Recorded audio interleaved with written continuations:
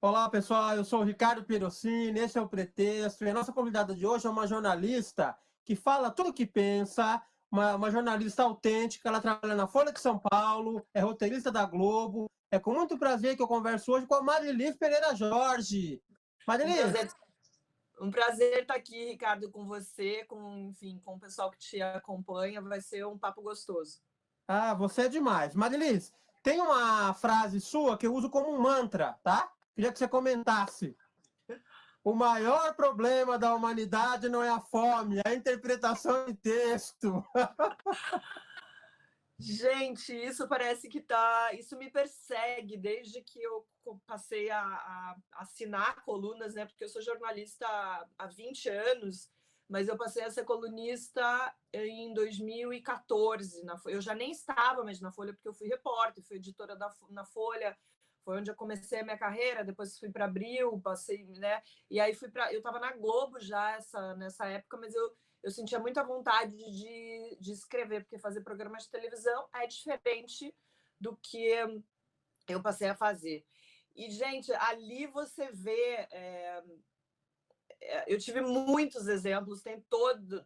No próprio Twitter, para te falar bem a verdade, ontem mesmo eu tinha postado alguma coisa, vem uma pessoa que fala completamente diferente, faz uma leitura completamente diferente daquilo que eu quis dizer, e eu vou te falar que às vezes eu me questiono se a pessoa, se foi realmente uma falta de interpretação de texto ou se eu não consegui me fazer entender, porque eu acho que a gente que escreve, a gente tem que ter essa preocupação também, né?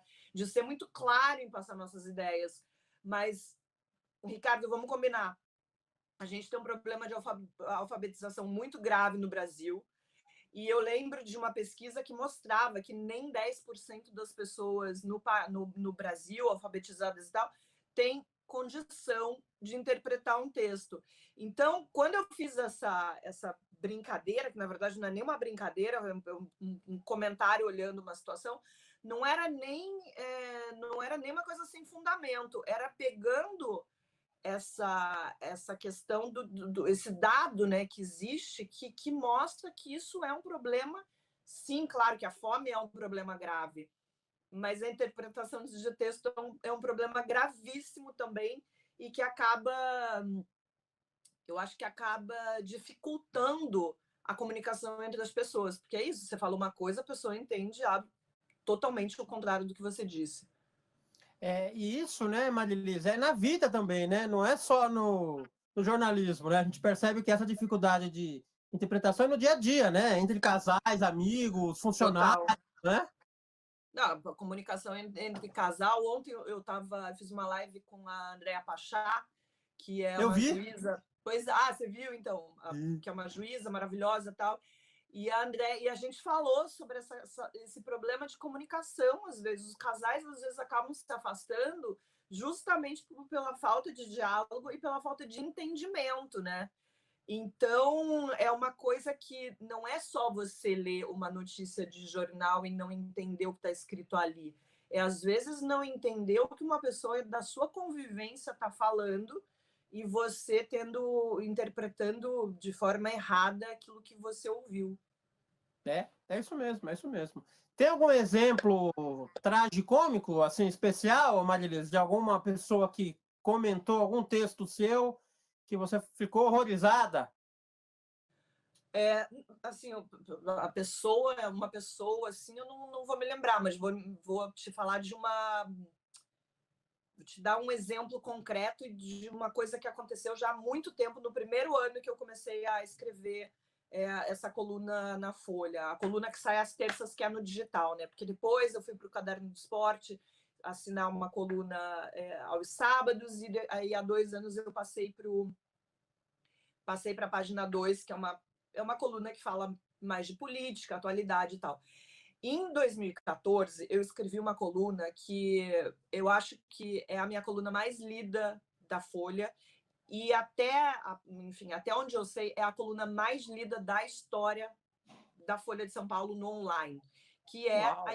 a incrível geração das mulheres chatas. O título era um título super provocativo, pegando, na verdade, carona num título de uma coluna que tinha sido escrita falando que as mulheres foram criadas para ser tudo que os homens não querem. E era uma coluna que eu rebatia aquele texto, dizendo que, claro que ainda tem mulheres e homens precisam evoluir, mas se as mulheres evoluíram ao longo desse tempo, ao longo da história, os homens também. A gente não pode ficar achando que a gente continua convivendo com um bando de troglodita, né? Assim, eu tenho exemplos na minha família, tanto do meu pai quanto do meu irmão, que teve uma criação exatamente como eu tive. Eu não tive uma criação diferente do meu irmão. Meu irmão nunca pôde fazer mais coisas do que eu porque era homem. Significa que não existe machismo no mundo? Não falei isso, mas falei da responsabilidade também da gente, como mulher, escolher pessoas bacanas, caras legais, caras, enfim, que vão na contramão desse machismo que a gente está acostumada. E parte das pessoas entendeu exatamente essa coisa da responsabilidade da mulher fazer essas escolhas e escolher pessoas que tenham a ver com o seu universo, com o que a mulher acredita que deve ser bacana dentro de um relacionamento. Mas teve parte que achou que eu estava dizendo que todas as mulheres eram chatas, entendeu?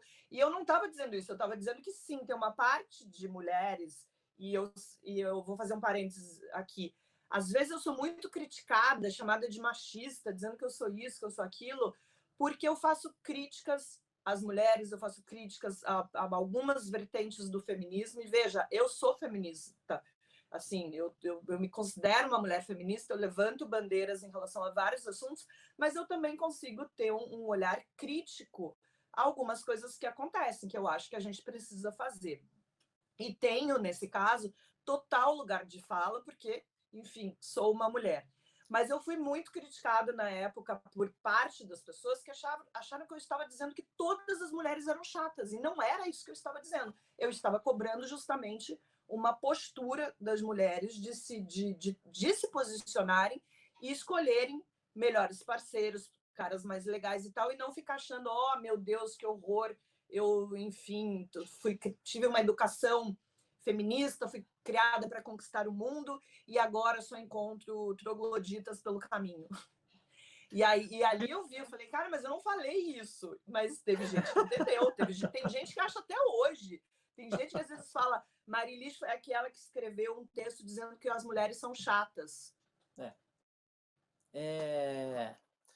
Pois é. Eu li alguns comentários sobre você na internet e fiquei com uma dúvida, Marilis. Você é uma esquerdopata comunista ou é uma fascista conservadora? Pois é, para você ver, né? Eu sou tudo isso, pelo jeito que as pessoas... Acho que as pessoas acreditam que eu sou tudo isso. Agora, o que me chama mais atenção é ser chamada de coisas tão antagônicas por conta do mesmo texto. Do mesmo texto, do exatamente. mesmo texto. Você vê a pessoa me xingando, chamando de esquerdopata, de comunista, tal, e a outra me chamando de golpista, tal, pelo mesmo texto. É uma loucura. Hoje eu dou risada, já sofri muito com isso, já fiquei querendo me explicar, respondendo comentários. Hoje, realmente, se eu for ficar respondendo a cada xingamento que eu recebo nas redes sociais, a única coisa que eu vou fazer é responder comentário. Então, o que eu faço é tentar botar filtros em alguns lugares. Então, no meu Twitter, eu tenho todos os filtros. Perdão, eu tenho... Vou repetir aqui. No Twitter, eu tenho todos os filtros acionados, porque a vida daí fica um pouco mais tranquila, porque apesar de lidar bem com esse tipo de assédio, eu não fico mais surpresa quando vão lá me xingar e me xingam de coisas horrorosas. Mulher é um alvo muito fácil, né? Você é sempre xingado de você é a puta, a vagabunda, a vadia e tal. Mas eu continuo me chocando. Eu fico chocada como uma pessoa tem coragem de entrar numa página de alguém e falar aquelas coisas. E eu fico mais chocada ainda quando esses comentários vêm de mulheres. Dói mais, né? Dói até mais, eu fico pensando, essa pessoa não se coloca no meu lugar para me xingar desse jeito. Eu estava agora no Twitter, um pouco antes da gente entrar, olhando, a deputada Joyce Hasselmann está lá sendo xingada de gorda, de pepa, de, sabe, uma outra deputada, Carla Zambelli, chamando ela desse jeito, se referindo a ela desse jeito. E eu não estou fazendo uma defesa da deputada no sentido do trabalho que ela faz, da ideologia que ela segue, das decisões políticas que ela toma. Estou realmente falando em relação ao tratamento que ela recebe como mulher. Pois eu estava conversando com um amigo esses dias, Marilis, que quando você estiver muito bem, muito otimista, tiver muita fé na humanidade, lê alguns comentários na internet de algumas notícias, você perde um pouco a boa vontade com o ser humano, né? Mas você sabe que eu faço isso, faz parte da minha profissão, ler comentário. Não ler comentário, os comentários que vão lá me xingar, mas, por exemplo, entrar numa notícia e ler o que as pessoas estão dizendo. Isso faz com que a gente, estou falando no meu caso, não me distraia e ache que o mundo se resume a essa bolha, que eu brinco que essa bolha limpinha, cheirosinha que eu vivo, que as pessoas têm empatia, são preocupadas com o próximo, enfim, querem que o país seja um país melhor, mais justo, mais igual, com mais oportunidades para todo mundo, principalmente para as pessoas desassistidas. Quando eu leio esses comentários, eu penso assim, o mundo é muito mais diverso e cruel do que esse mundinho pequeno que eu vivo. Você sabe que eu tive uma primeira vez com você, no começo do ano, você foi a primeira pessoa que eu escrevi um comentário, escrevi no seu Facebook, comentando e elogiando o seu texto. Era alguma coisa de fascismo do bem, os fascistas do bem. Sei. E você me respondeu uns dias depois e eu percebi que você assim ficou bem feliz. E eu fiquei imaginando que deve ser bem desproporcional isso, né, Marilis? Para cada pessoa que conhece, deve ter um grupo maior que entra para ofender, né? Ricardo, sabe o que acontece? As pessoas têm uma disposição muito maior para xingar do que para elogiar. Eu acho, infelizmente, eu acho até que tem muita gente que gosta do meu trabalho. Eu não estava no Twitter, eu entrei no Twitter há 3 anos e comecei a usar o Twitter de fato na eleição em 2018. E a semana passada eu rompi a barreira dos 100 mil seguidores no Twitter. O meu Instagram tem crescido bastante também. E de vez em quando as pessoas me mandam mensagem, elogiam, agradecem, enfim, dão força, né, para o trabalho que eu faço e tal. Mas o número é muito menor, porque já as pessoas que aparecem para me xingar é sempre maior, porque é impressionante como a raiva é um combustível para que as pessoas são movidas à raiva. Isso faz com que elas vão lá, elas abrem a sua rede social, às vezes elas nem, e não estou falando às vezes nem de gente que me segue, porque às vezes eu vejo alguns comentários e vou lá, a pessoa não está me seguindo. Ela chegou na minha página porque ela leu alguma coisa, ou alguém retweetou um texto ou um tweet que eu fiz, algum comentário que eu fiz, e ela se dá o trabalho de ir lá me xingar, ela não... Eu acho engraçado, ontem, por exemplo, eu estava lendo alguns comentários numa coluna minha da Folha, e foi tão curioso, porque ali eu era cobrada por gente, porque eu tenho criticado muito quem?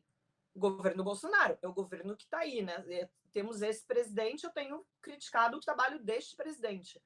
E ontem, quando eu fiz uma crítica da falta de união de parte da esquerda para formar essa frente ampla e democrática aí para fazer oposição ao governo, eu fui cobrada de parte desses leitores que se incomodam muito com as críticas que eu faço ao Bolsonaro, dizendo que eu só descobri ontem que o PT tinha problemas, que o PT isso, que o PT aquilo. Eu falei, gente, essa pessoa não lia o que eu escrevia na época que era o PT que estava no governo. E por que eu criticava o PT? Porque o PT estava no governo, era quem deveria ser criticado.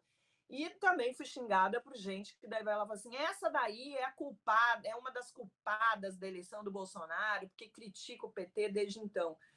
Então, assim, o que eu posso fazer? Eu tô num lugar ingrato, mas, por outro lado, eu acho que enquanto eu estiver sendo criticada por esses dois aspectos, tá tudo certo, porque eu estou fazendo a coisa certa. No dia que eu for criticada só por um lado, aí eu vou até me preocupar. O pessoal fala que no futebol é assim, né, Marilis? Quando os dois times saem reclamando do juiz, é porque ele acertou, né? Quando só um reclama, talvez ele tenha sido Exatamente. É bem por aí. tendencioso, né? É bem por aí. Marilis, recentemente, na reunião ministerial que veio a público, o presidente Bolsonaro, ele fala que se algum ministro dele for elogiado pela Folha, ele vai demitir esse ministro, né? Já é de um tempo para cá que ele é crítico em relação a alguns veículos de comunicação, mas em especial a Folha. A que você atribui essa manifestação tão contundente do presidente em relação à Folha, onde você trabalha?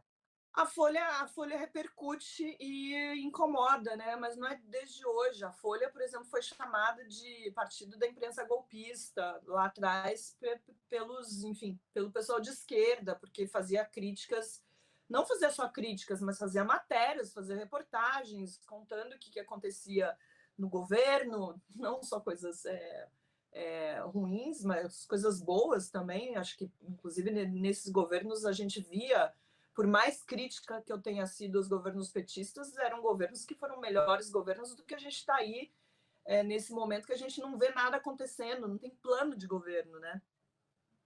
Mas eu acho que é por isso, é porque repercute. Agora, achei engraçado, porque agora, ainda na pandemia, eu fiz uma coluna elogiando uma atitude do Ministério, uma ação do Ministério que tem a ministra Damares Alves ali à frente, que eles tinham disponibilizado várias informações importantes no site do Ministério, algumas coisas, inclusive, endereçadas à comunidade LGBT. E eu fiz essa coluna, acho que teve até chamada de capa na Folha, mas isso o Bolsonaro não viu, provavelmente. Eu já elogiei, por exemplo, uma atitude dele, um veto que ele fez num decreto. Conversei com promotoras na época, que era um veto de um projeto de lei que tornava obrigatória a comunicação de violência contra a mulher por parte dos hospitais e dos agentes de saúde. Inclusive, algumas deputadas de oposição apoiaram esse veto, disseram que o Bolsonaro estava certo, e eu lembro que o título da minha coluna era: o Bolsonaro está certo, ele tinha que vetar. Infelizmente, esse veto foi derrubado pelo Congresso, mas, enfim, existia toda uma discussão. Essa semana, inclusive, eu conversei de novo com uma das promotoras, que é uma voz ali em relação ao combate à violência contra a mulher, que é a Gabriela Mansur, e ela fala, ele estava correto nesse veto. Então, ele, na verdade, só lê o que interessa, ele só lê o que repercute negativamente. E eu acho que a bronca dele em relação eu acho que os dois veículos que ele persegue mais são a Folha e a TV Globo, justamente porque são os veículos que acabam encontrando mais eco em tudo que veiculam. Marilis, vou pedir para você exercer um papel de ombudsman. Agora, do outro lado, Marilis, você acha que a imprensa também comete erros em relação à cobertura presidencial ou à cobertura política em geral? Você consegue apontar alguma coisa que ficou nítido para você que talvez tivesse que ter sido diferente? Nossa, vou ter que pensar alguma... Gente, erro, eu acho que a imprensa, claro que comete, ninguém é infalível, né? A imprensa, vamos lembrar, é feita por pessoas erram, se equivocam. Agora, uma coisa que eu acho que precisa ficar clara é que as pessoas acham, quando são muito críticas ao que o trabalho da imprensa está fazendo, a imprensa não produz fake news do jeito que as pessoas ficam dizendo que sim, porque existem códigos de ética, de conduta, que são... Toda atuação da imprensa é passível de punição. Então, estou falando dos veículos mais tradicionais, né, que tem códigos, inclusive. A Folha de São Paulo tem manual de redação. Você não vai lá e escreve o que você quer de qualquer jeito e dane-se. Não é desse jeito. Muita gente não sabe disso. Muita gente, inclusive, que ataca né, os veículos de imprensa não sabem como é que funciona, e muitas vezes não leem também. Né, gente? Se todo mundo que fala que esses veículos tradicionais produzem fake news, se toda essa gente lesse jornal, a imprensa escrita não estava enfrentando uma crise, a crise que vem enfrentando há tantos anos, né, com perda de leitores e tal. Tem muita gente migrando para o digital.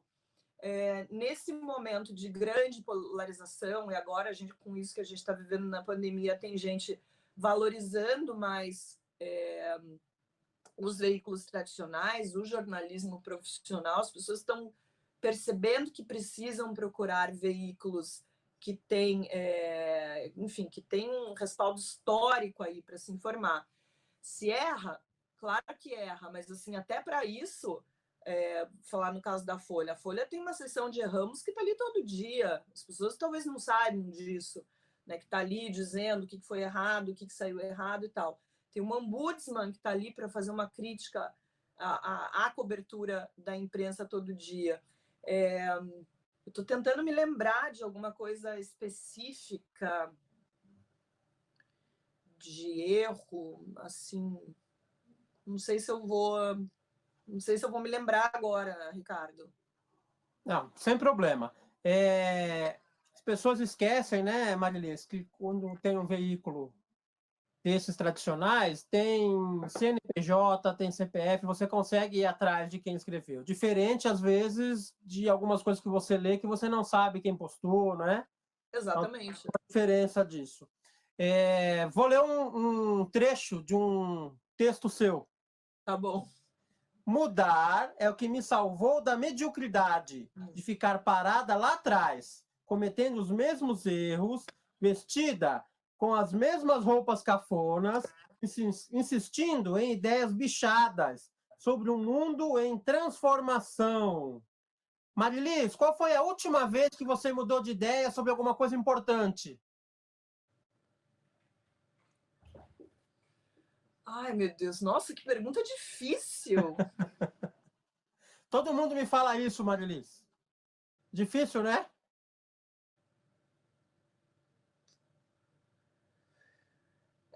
Eu acho, por exemplo,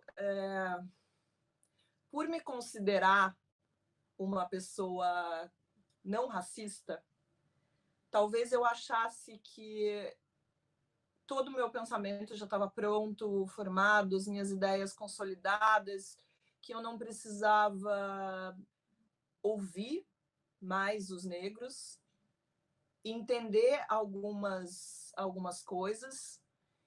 E eu vou te falar, e eu mudei de ideia, eu acho que eu preciso ouvir mais.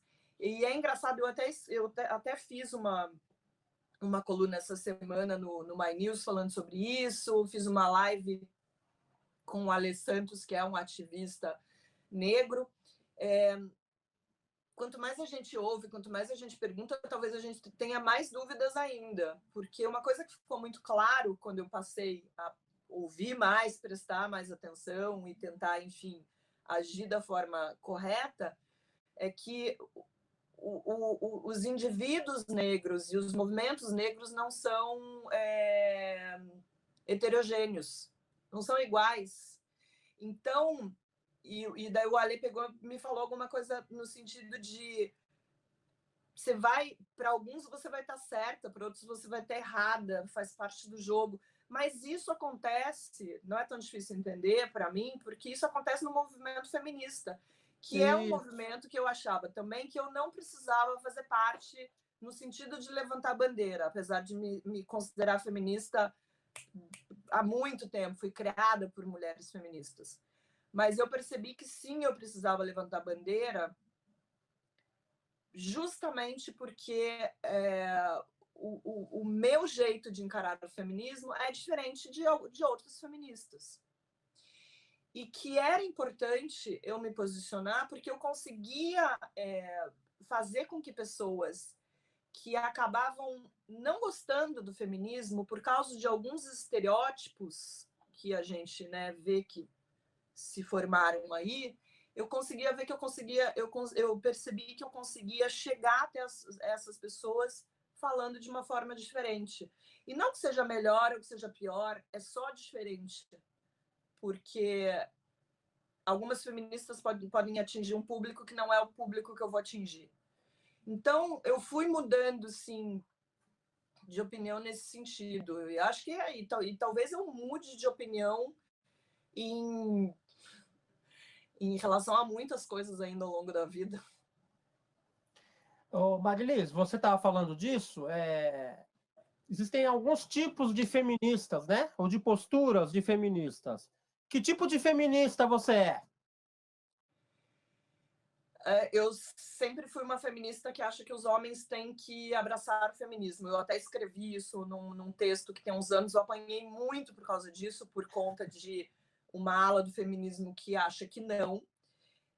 Engraçado, eu fui muito criticada por uma feminista na época, mas anos depois eu vi que ela mudou de postura. Porque na época, no texto que eu escrevi, eu falava que a gente não muda uma sociedade se a gente não traz as pessoas que precisam mudar de comportamento para essa conversa, que no caso são os homens.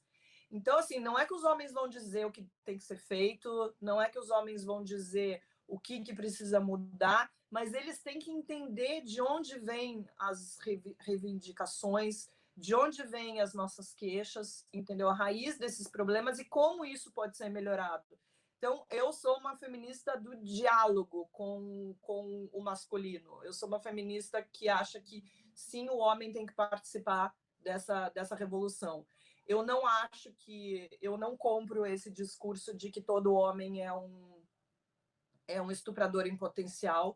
Eu acho isso muito ruim, na verdade. Eu acho que você afasta homens que entendem a importância do feminismo.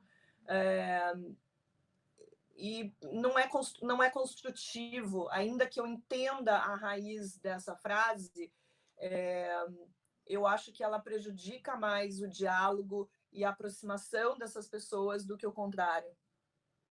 Bem, outro trecho seu, tá? Não sou do tipo que acha que nunca vai chover, que sempre vai dar tempo, que tudo vai dar certo, que vale a pena fazer as pazes. Para mim, o copo sempre está meio cheio. Foi difícil entender e aceitar que tenho uma doença que precisa ser cuidada o resto da vida. Você está falando sobre depressão. Uhum. Você pode comentar um pouco sobre isso, Marilis? Posso. Eu nunca tive preconceito em relação à doença, sempre tive muito claro que é uma doença que precisa ser tratada, que tem muita gente sofrendo de distúrbios psicológicos aí. Talvez nessa época nem tivesse consciência que era tanta gente. Hoje, para mim, isso está mais claro. E eu tive um episódio de crise de pânico quando eu estava dentro de casa. Isso aconteceu em 2014. E até processar tudo que estava acontecendo, eu fui parar no hospital. No hospital, a médica que me atendeu me falou que eu tinha tido uma crise de pânico, e a partir dali eu tive que procurar um psiquiatra, fazer um acompanhamento. Eu tomei remédio durante 2 anos, mais ou menos, e entender que aquilo era um problema. E eu fiquei muito mal, porque apesar de não ter um preconceito, e aí eu percebi que eu tinha um sim, apesar de não ter um preconceito em relação à doença, eu achava que era uma doença que jamais aconteceria com uma pessoa como eu, que sou extrovertida, sou otimista, acho sempre que tudo vai dar certo, que os sinais vão estar abertos, que a vida vai se encarregar de fazer com que as coisas deem certo. E eu tive muito preconceito achando assim, mas como assim como comigo?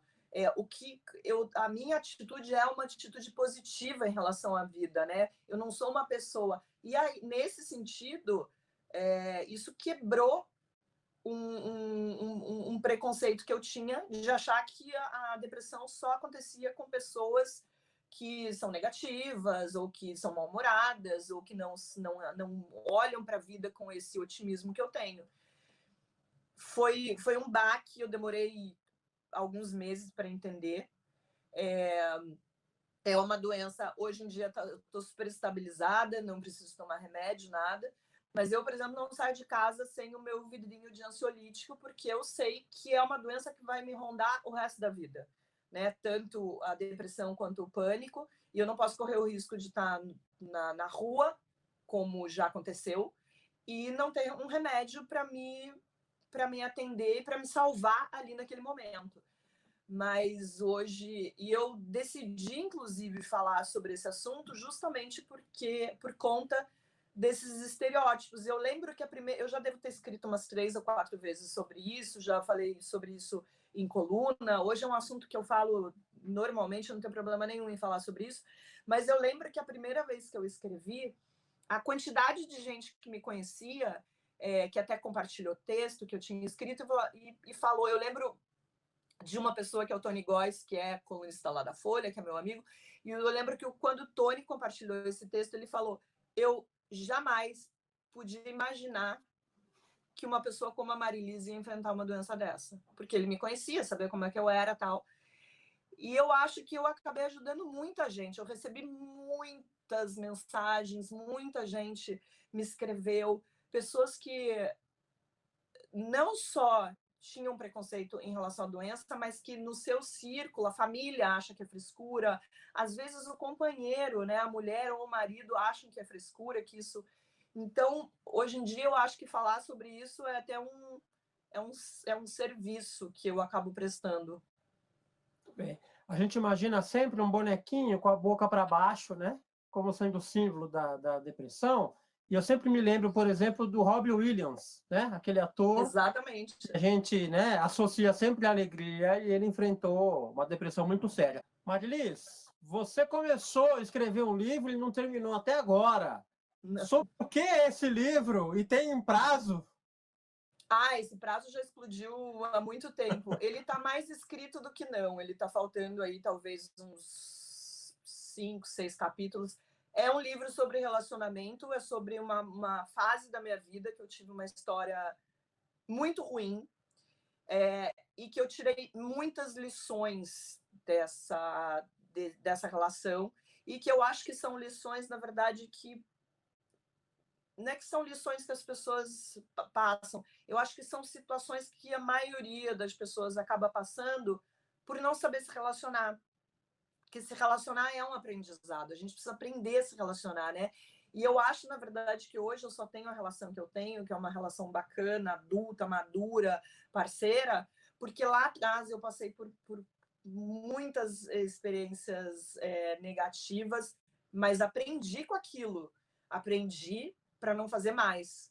Porque o grande... E eu acho, na verdade, que eu estou escrevendo esse livro que tem a ver, inclusive, com várias colunas que eu já escrevi falando sobre essas experiências, é que, às vezes, uma pessoa lendo aquilo, ela se identifica e fala, cara, eu faço a mesma coisa, tá errado. E aí eu comecei a receber mensagens de mulheres e de homens também falando, eu li a sua coluna, eu me vi, e eu faço exatamente isso, e eu preciso mudar.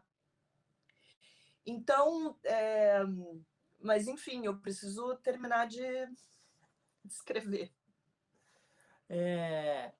Você comentou, você teve 3 ídolos no jornalismo, e por infelicidade os 3 já faleceram, né? O Otávio Dias Filho, o Clóvis Rossi e o Gilberto Dimenstein, né? Você sabe, mas isso é um grande arrependimento que eu tenho. Eu cheguei a conversar com o Clóvis Rossi por telefone para agendar uma entrevista. Ele me pediu um prazo, eu deixei passar e, não, infelizmente, não consegui gravar. É uma tristeza. Tem alguém hoje que seja contemporâneo seu, que você fala, olha, não chega a ser um ídolo, mas alguém que você admire bastante, Marilis? Bom, não é contemporâneo, mas para mim hoje um grande ídolo é um parceiro de coluna, que é o Rui Castro, Fantástico. que é um cara, não só tem um texto incrível, espetacular, mas é um cara extremamente generoso, que me manda mensagens para elogiar os meus textos. Eu fico, sabe, honrada com esse... em dividir espaço com ele, com o reconhecimento dele. Tem uma pessoa que eu não falei lá atrás, mas até porque eu acabei não seguindo a carreira nesse sentido. Durante um tempo, eu queria trabalhar em televisão, coisa que nunca aconteceu. Eu trabalhei em televisão como jornalista, queria ser repórter e tal, isso nunca aconteceu. E uma grande referência que eu tinha, eu achava incrível, era a Glória Maria. Pelo estilo, porque a Glória Maria tinha essa coisa de ela fazia as entrevistas meio como se ela estivesse conversando, não era desde sempre, não era muito aquele texto duro, aquela coisa que a gente vê mais no meu gato está miando ali, vai entrar no som. Ela sempre foi, ela foi uma inspiração que eu tive lá atrás. Você quer que eu Não precisa. pare? Deixa ele participar. Peraí, deixa eu ver se eu abrindo a porta aqui um pouquinho. Vem aqui, vem aqui. Ele fica querendo entrar aqui no escritório. Enfim, o Rui Castro é uma grande inspiração. Eu gosto muito, muito, muito, muito do Bruno Bogossian. Eu acho o Bruno cara extremamente bem informado, tem grandes sacadas, é um cara que eu sempre leio e me inspira. Quem mais? Assim, nossa, tem bastante gente. É difícil, né? Às vezes você acaba sendo... Vera Magalhães, para mim, é uma guerreira, uma corajosa. A Vera é um pouco isso, né? A Vera apanhou muito criticando, apanha até hoje. Apanha até hoje. Que critica governos petistas e agora apanha também da direita por criticar o Bolsonaro. Vera, para mim, é uma inspiração. Acho que Renata Lopretti... fantástica. Completa, fantástica, né? Além de ter uma carreira brilhante dentro de jornal, hoje, né, fazendo televisão. Tem grandes mulheres hoje no jornalismo que eu olho e fico... Natuzaneri... Tem bastante, tem muita mulher aí que me dá orgulho. A lista é grande. Marilis, a pergunta mais importante da entrevista para a gente encerrar. Você morou muito tempo em São Paulo, né? Eu até achava que você era paulista, mas você não é. Não. E morando no Rio já há algum tempo. 8 anos. 8 anos. A pergunta, biscoito ou bolacha? Ué, biscoito é salgado, bolacha é doce. Pronto, aí, a conciliadora Marilis Pereira Jorge, tá vendo, Marilis? Mas você sabe que no Paraná também fala bolacha, né? Então tá 2-1. Tá 2-1. Lá as pessoas falam bolacha, não fala. Mas eu acho que tem um pouco mesmo dessa diferença. Acho que biscoito é salgado, bolacha é doce, tem recheio, essa coisa. Achei que você ia perguntar se eu gostava mais de uma cidade ou da outra. Isso é difícil. Chega de polêmica, né, Marilis? Tá bom assim. Mas me perguntaram esses dias em algum lugar. Eu falei, ai, meu Deus. Eu queria te agradecer muito, Marilis, viu? Assim, imagina, foi uma delícia. O blog chama Pretexto, não é à toa, tá? Eu não teria a chance de conversar 40 minutos com você, talvez se não fosse o site, né? E é um pretexto porque, em geral, eu entrevisto pessoas que eu admiro. Obrigada, e é uma homenagem, viu, Marilis? Assim, continua. Adorei. Saiba que nem sempre quem gosta escreve para você, mas saiba que tem muita gente que gosta, viu, Marilis? Então, você continua firme na sua jornada aí, viu? É um alento. Ricardo, foi um prazer, um papo super gostoso, me diverti muito. Quando quiser de novo, pode me chamar. Vamos combinar quando passar tudo isso e o seu livro ficar pronto, a gente conversar? Vamos. Olha, se a gente for esperar passar tudo isso, pode ser que a gente não converse nunca mais, porque eu não ando muito otimista. Mas eu acho que o lançamento do meu livro pode ser um bom pretexto para a gente se falar de novo. Perfeito. Tá bom? Marilis, muito obrigado, viu? Eu que agradeço, querido. Prazer todo meu. Obrigada.